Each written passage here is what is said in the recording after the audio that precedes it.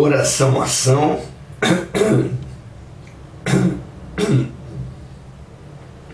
Oração, ação.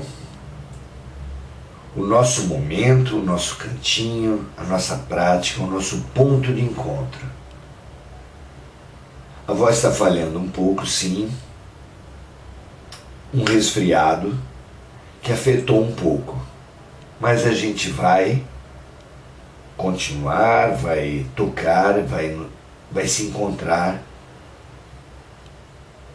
Porque Deus é a fonte de todo bem e de nada adianta nós, torneiras,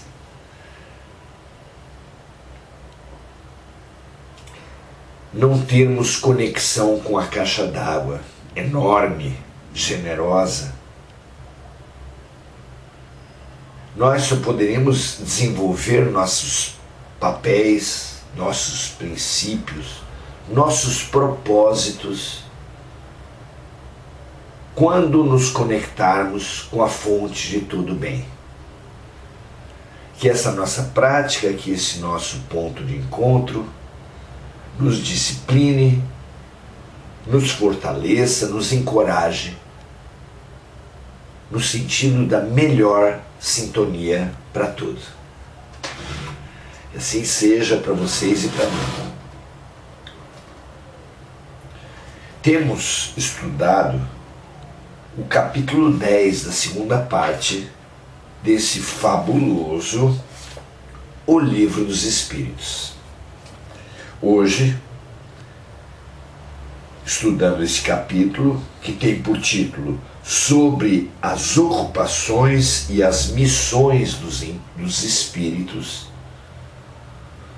vamos estabelecer, vamos aprender sobre a relação dos espíritos com os nossos prazeres. É uma pergunta só, uma pergunta específica, que muitos seres humanos, muitos encarnados querem saber.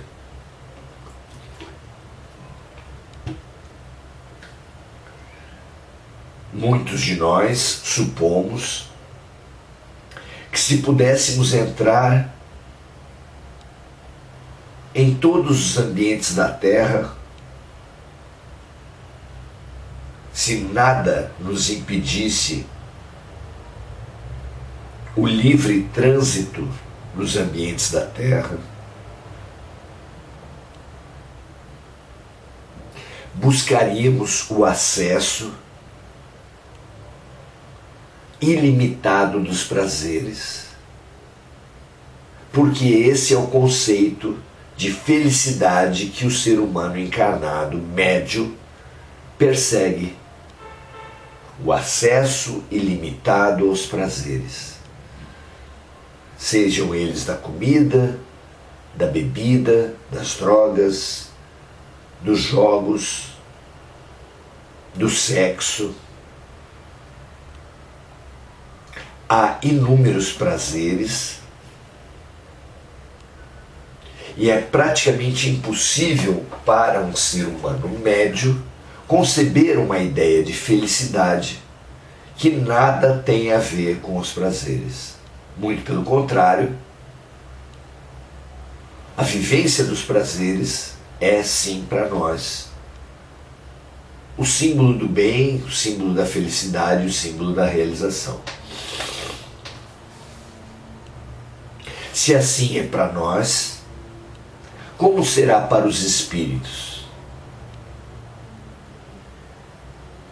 Afinal de contas, temos descoberto com os nossos estudos que, ao contrário da crença religiosa tradicional, que estabelece que os seres foram criados em grupos acabados, onde os serafins, os querubins, os anjos e os arcanjos já foram criados por Deus, muito próximos da perfeição, enquanto que os demônios foram criados por Deus como seres das sombras, o que é um absurdo. Jesus falou: pela árvore conhece os frutos. Como poderia uma árvore perfeita como Deus criar frutos destinados às sombras, ao crime, à violência, à imperfeição? Mas nós temos criado essa realidade, nós temos crido nessa realidade, e no que nós acreditamos é onde nós viveremos. Vejam como é complicado e como é fundamental que nós observemos as nossas crenças, já que elas forjam o ambiente no qual nós vivemos.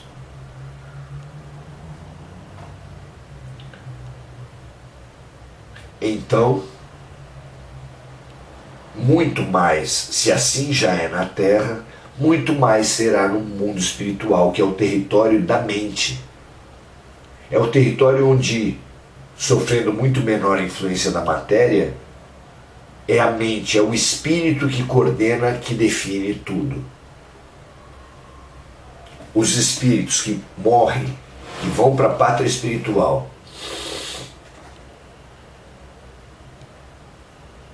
conectados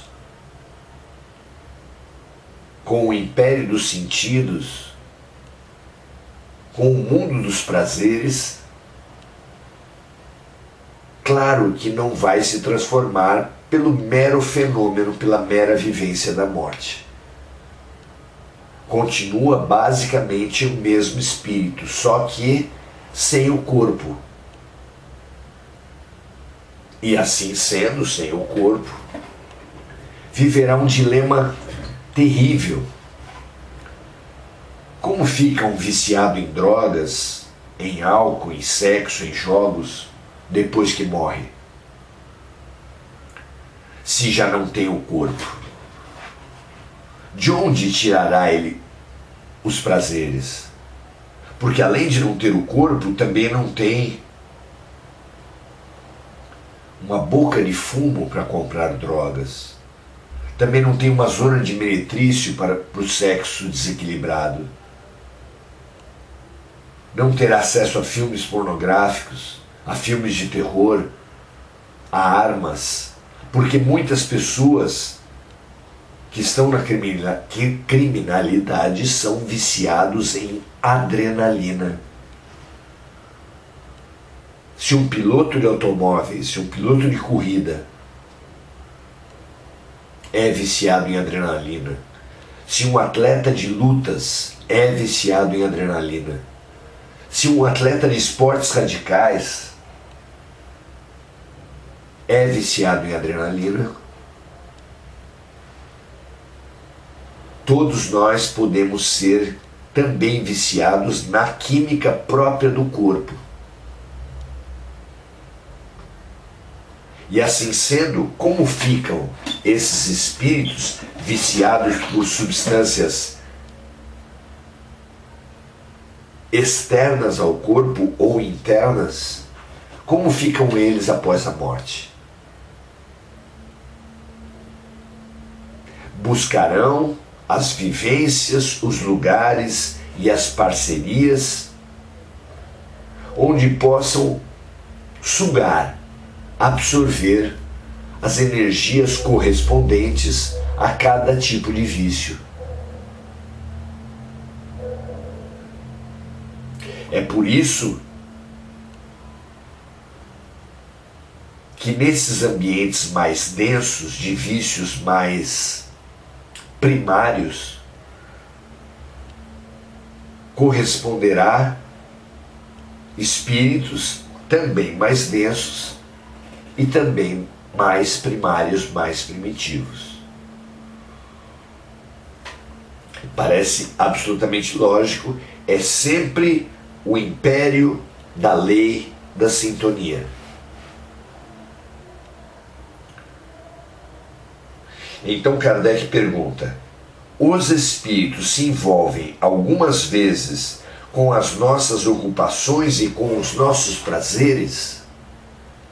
Essa é a questão 567 de O Livro dos Espíritos. E a resposta dos espíritos é a seguinte: os espíritos comuns se envolvem nessas nossas ocupações cotidianas e com os nossos prazeres. Eles estão sempre ao redor dos encarnados e algumas vezes participam ativamente de suas tarefas, conforme as suas naturezas. Então o chamado umbral, o chamado mundo espiritual, começa aqui. Ele incorpora a crosta terrestre, incorpora o cotidiano, incorpora todos os seres encarnados.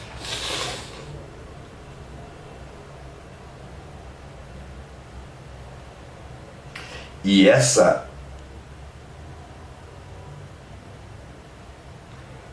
fusão do ambiente material com o ambiente espiritual tem por base os seres mais primitivos, que quando encarnados vão para bares, vão para cracolândias, vão para a zona de meretrício, vão para esportes violentos, para festas de músicas que mexem com a primitividade humana. Os espíritos vão para esses ambientes exatamente para oferir, para sugar a energia que exala dos corpos ali e poder saciar sua necessidade por sensações físicas. Não tenhamos dúvida, se quisermos examinar ou conhecer que tipo de espíritos nos acompanham, que de acordo com a vibração predominante que nós exalarmos, será o tipo de espíritos que nós atrairemos. É assim e só poderia ser, é claro. Então os espíritos comuns se envolvem com as nossas ocupações e com os nossos prazeres. Eles estão sempre ao redor dos encarnados e algumas vezes participam ativamente das suas tarefas, conforme as suas naturezas. Então, não é raro, acontece, dos espíritos se envolverem nas pequenas tarefas do cotidiano, mas esse envolvimento, a natureza desse envolvimento, obedecerá à sintonia que eles sentirem, que eles tiverem em relação ao encarnado. É a lei de atração, semelhante atrai semelhante. Continuam os espíritos dizendo assim: é necessário que se envolvam para impulsionar os homens nos diferentes caminhos da vida, estimulando ou moderando suas paixões. A velha teoria dos vampiros, então, aqui fica claramente confirmada. Sim, há espíritos vampiros, ou, se preferirmos, vampirizadores das mais baixas energias da humanidade. Alguém pode perguntar, mas como Deus permite isso? E é uma pergunta realmente muito interessante.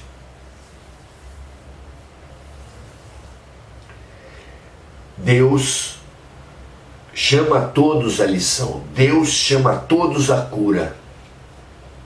Inicialmente, pelo serviço compassivo, pela fraternidade e pelo amor. Mas, como é evidente, para qualquer um que olhar a atitude humana, muitos não aceitam o convite do amor. Não é assim?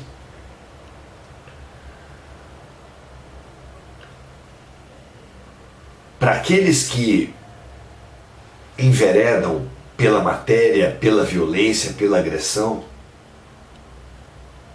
muitíssimas vezes é necessário que se acirre a condição deles. Um alcoólatra muitas vezes precisa de um vexame, um drogado precisa de uma overdose. Vendo a morte de perto, tendo vivências impactantes,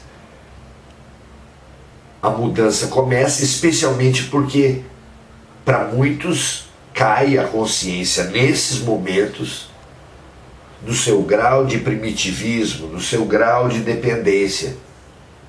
E então os verdadeiramente corajosos se destinam, se propõem ao aprendizado e à cura. Então os espíritos de baixa condição, que acirram, que multiplicam as sensações humanas, levando um alcoólico a beber muito mais do que ele beberia sozinho, que um drogado usar mais, que um viciado em sexo ter mais energia sexual do que ele teria se estivesse sozinho. Isso acontece, isso é permitido que se aumente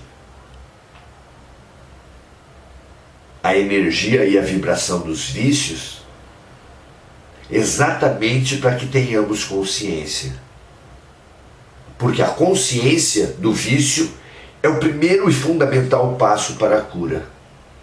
E às vezes, para teimosos, como a maioria da população da Terra é, só um grande vexame, só um grande impacto para nos tornar conscientes do nosso vício. E assim sendo, procurarmos ajuda, procurarmos saída, procurarmos cura. Muito interessante. Vamos ao comentário de Kardec. Os espíritos se ocupam com as coisas da terra conforme o estado de elevação ou de inferioridade em que se encontram. Claro, os espíritos superiores possuem a condição de analisar as coisas nos mínimos detalhes, mas somente o fazem quando isso for útil ao progresso.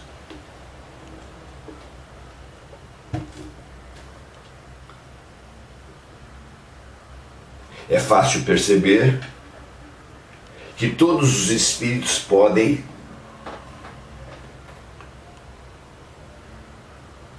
se misturar nas atividades cotidianas, podem ultrapassar paredes,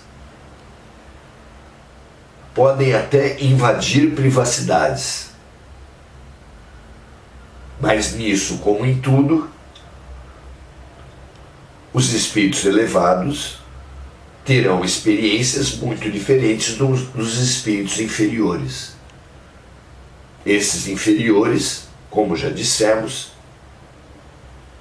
adentrarão ambientes densos para sugar, se apropriar das energias igualmente densas, materializadas, que ali são emitidas pelos frequentadores.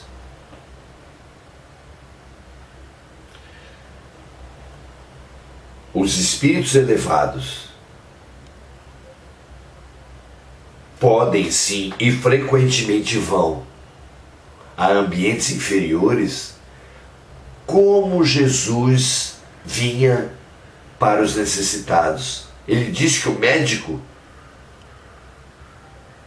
é atraído pelos doentes, que o médico veio para os doentes. E isso é absolutamente lógico. Intelectualmente lógico na vida de Jesus. Ele procurou os excluídos, os deserdados, os doentes, os endemoniados.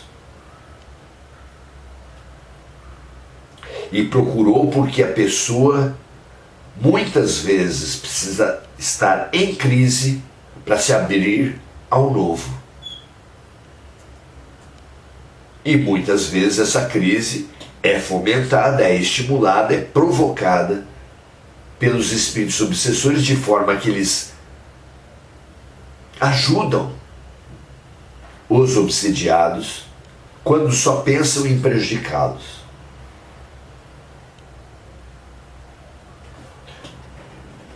Acirrando os seus problemas, tornam muito mais fácil o doente ter consciência da sua doença. É como um aparelho diagnóstico que ressalta, que pinta, que multiplica certos sintomas, certas situações do nosso corpo material, exatamente para evidenciar as nossas doenças.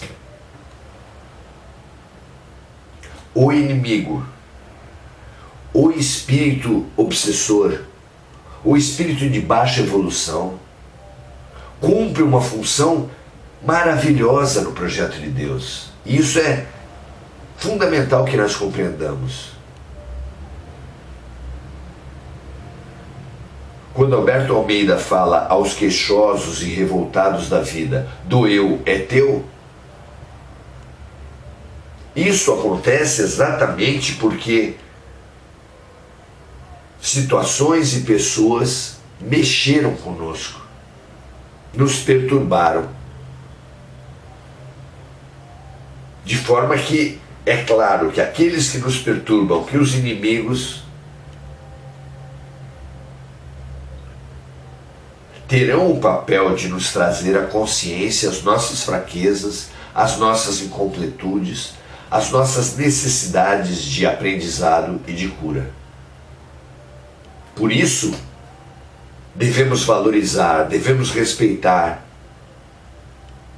os inimigos, amar os inimigos, como disse Jesus, respeitando e reconhecendo ainda mais a maravilha que são as leis de Deus, através das quais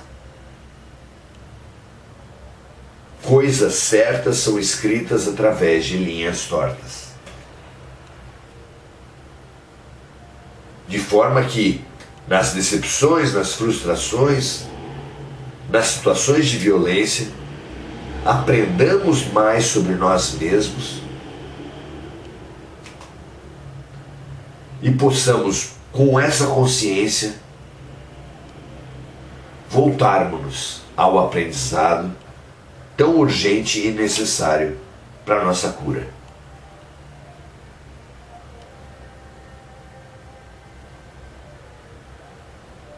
Então, no comentário de Kardec, ele diz assim: os espíritos se ocupam com as coisas da terra, conforme o estado de elevação ou de inferioridade em que se encontram.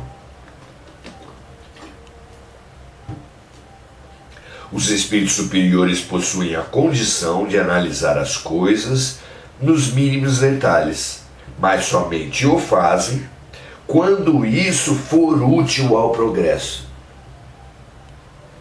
Se não tiver utilidade, um espírito de luz não buscará o diagnóstico de uma pessoa, o diagnóstico do corpo físico de um encarnado, não adentrará os ambientes criados pelos encarnados, não pesquisará os sentimentos e os pensamentos que dominam a sua mente. Só fará isso se tiver informações que podem contribuir para aquelas pessoas. Entrar na mente, no pensamento, no sentimento das pessoas, entrar na casa das pessoas entrar no corpo das pessoas, sem que haja um proveito real, não é digno de espíritos superiores. Eles só farão isso para fins de estudo, para fim de aprendizado e para fins de ajudar. Da mesma forma que espíritos inferiores buscarão a conexão com a mente das pessoas, com os sentimentos e pensamentos, entrarão na casa das pessoas se elas não tiverem um sistema de defesa, ficando claro que, como semelhante atrai semelhante, a maneira de nós nos prevenirmos e nos afastarmos das influências negativas do mundo espiritual, claro, é elevando a nossa vibração. Por isso, mostra-se tão fabulosa a receita do Mestre Jesus, que diz: vigiai e orai. Em linguagem atual, a autoobservação e a adoção de práticas de elevação do padrão vibracional. Vigiai e orai, porque percebendo quando a nossa vibração cai, período crítico em que estamos sujeitos às piores influências, assim na terra como no céu, nós nos tornamos capazes, se nos observamos, de adotar práticas de elevação do nosso padrão vibracional, pelo contato com a natureza, pelo contato com a boa arte, pela mobilização de pensamentos, sentimentos, palavras e ações, no sentido da melhoria do nosso padrão vibracional. Vigiar e orar é a fabulosa receita para melhorarmos, para nos estimularmos à prática do bem, para nos conhecermos, para nos transformarmos para a luz. Gratidão, muito bom estarmos juntos. Vamos saudar, então, os amigos espirituais que estão conosco aqui. Enir Cajazeira Silva, Silene Reis Guise, que está receitando a todos nós muito amor e empatia, que assim seja, Silene.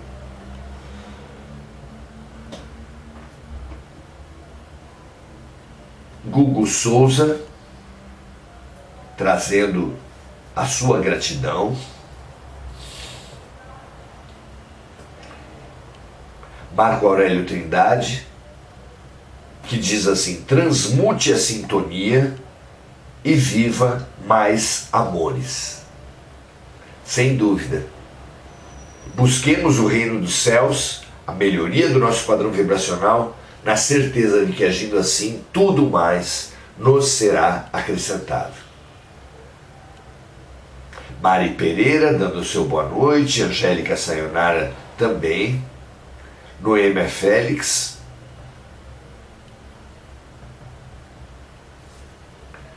Mônica Silva lembrando de irmãos desencarnados e irmãos encarnados que precisam das nossas vibrações. Mônica Silva lembra também das boas vibrações banhando e pacificando o mundo. Maravilhosa essa lembrança. André Santos, Márcia Sodré, Enir Cajazeira e Maria José Sobral, todos nos irmanando, comungando, nos estimulando e nos encorajando a essas três práticas tão viscerais para a nossa elevação espiritual: a busca do conhecimento, a busca do autoconhecimento e a expressão disso na realidade, na vida, através da prática do bem. Essa é a receita de Jesus, essa é a sugestão de hoje, que nós, cultivando bons pensamentos e bons sentimentos, atraiamos os melhores espíritos e assim nos capacitemos, nos habilitemos às melhores práticas. Um grande abraço, um grande prazer estarmos juntos e amanhã voltaremos nesse mesmo horário a esses estudos. A ocupação dos espíritos após a morte. Conheçamos, porque esse conhecimento nos transforma. Conhecereis a verdade e a verdade vos libertará. Grande abraço e até a próxima.